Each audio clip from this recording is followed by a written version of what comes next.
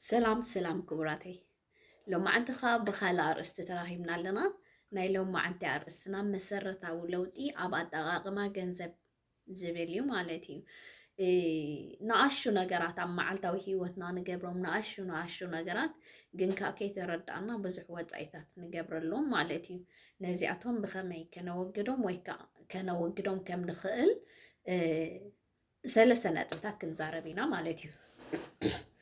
እዚ ከዓ እንታይ እዩ ናይ ኣመጋግባ ፕላን ምህላው ማለት እዩ ሕጂ ንኣብነት ኣብ ሰሙን 7 መዓልቲ ኣሎ ኣብዚ 7 መዓልቲ ዘሎሲ ናይ መግቢ ፕላን ኣለና ዲ ወላስ ዝመፀልና ሎ ማዓንቲ እንታይ ክገብር እየ ከምዚ ደይ ክገብር ገለልና በብመዓልቱ እንዳሓሰብና ኢና ንገብር ሕጂ ሓደ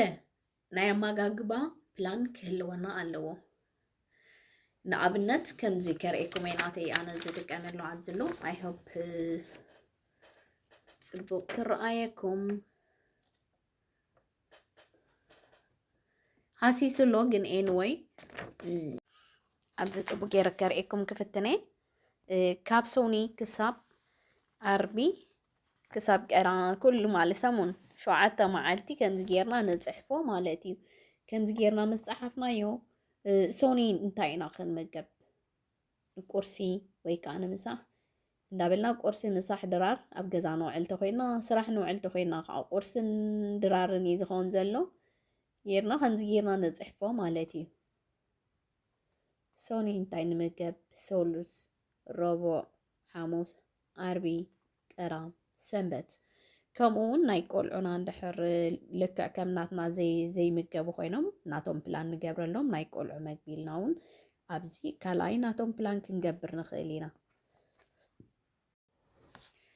እዚ ናይ መግቢ ፕላን ካብ ሶኒ ክሳብ ሰንበት ማለት እዩ ናይ ሰሙን ሙሉእ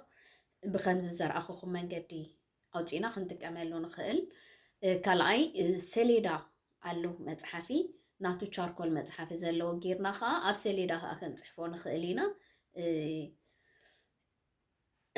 ሳልሳይ ከዓ እቲ ኣገዳሲ ነገር እቲ ፕላን መውፃእ ዘይኮነ ፕላን ኣውፂኻ ክትጥቀመሉ ምኽኣል እዩ እዚ ንምንታይ ይጠቕመና እንድሕር ኢልና ቀዳማይ ነገር ንቁጠባና ማለት እዩ ኣስቤዛ ሰሙን ሙሉእ ኣስቤዛ እንድሕር ትገብር ኮይንካ ከኬድካ ሱፐርማርኬት መዓልታዊ ፍሉጥ መዓልቲ ዘይብልካ ፍሉጥ ትምገቦ እንድሕር ዘይብልካ ከዓ እንታይ ከም ትገዝእ እውን ኣይትፈልጥን ኢኻ ሶ ብዙሕ ነገራት ኢኻ ትገዝእ ሶ ወፃኢታትካ ንምቁጣብ ይጠቕመና ማለት እዩ ቀዳማይ ካልኣይ ከዓ ካብ ሓሳብ እውን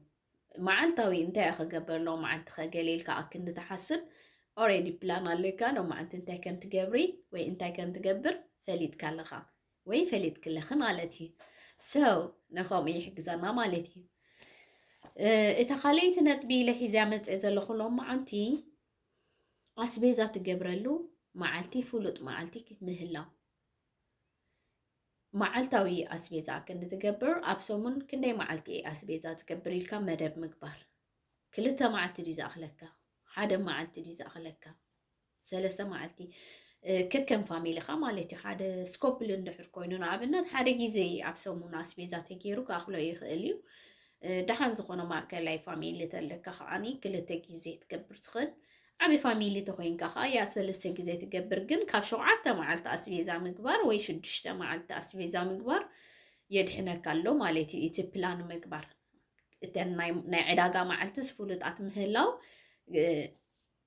ንቁጠባኻ ሓጋዚ እዩ ሶ ዝተወሰነ መዓልቲ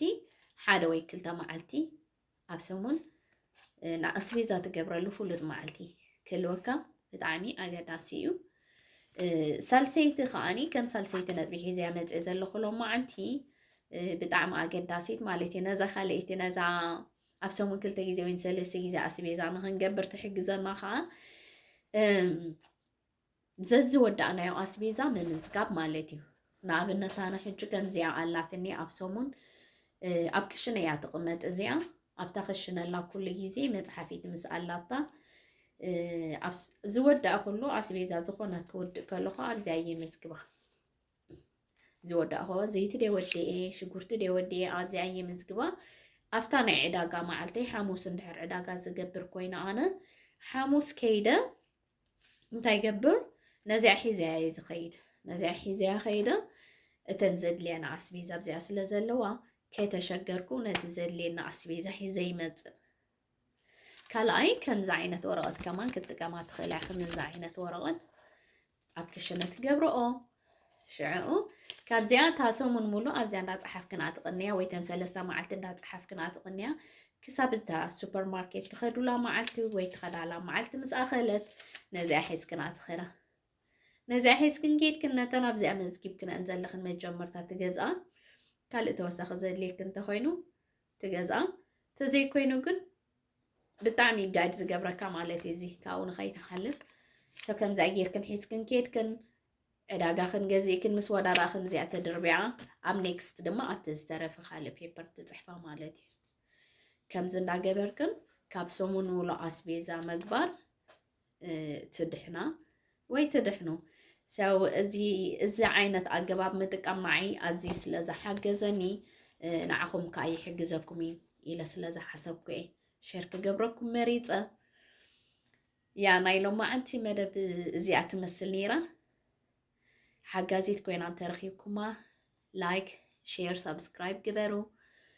أبز قصي بخالة حستوخين رخبينا كساب شعو سسن مايو باي